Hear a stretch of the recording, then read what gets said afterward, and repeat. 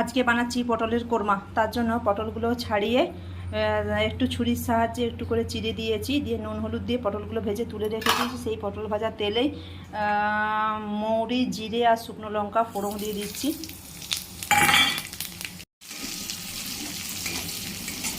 ফোড়নটা ভাজার পরে পেঁয়াজটা ভালো করে ভেজে নিয়েছি। এর সাথে এবারে টমেটো, আদা, রসুন, কাঁচা লঙ্কা সব একসঙ্গে পেস্ট করেছি, সেই পেস্টটা এবারে দিয়ে দিচ্ছি।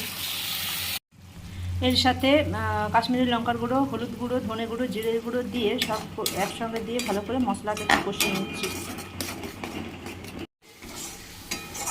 মশলাটা ভালো করে কষানো হয়ে গেছে, মশলা থেকে তেল ছেড়ে দিয়েছে। এরপরে জল দিয়ে দিচ্ছি।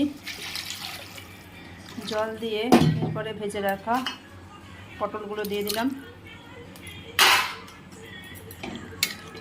এর সাথে একটু কাসুরি মেথি দিয়ে এটা একটু ঝোলটা ফুটতে দেব।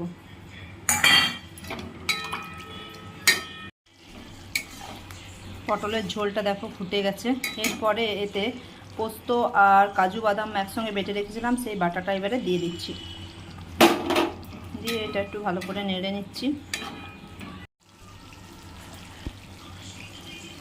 উপর থেকে ধনেপাতা আর গরম মশলা দিয়ে নামিয়ে নেব।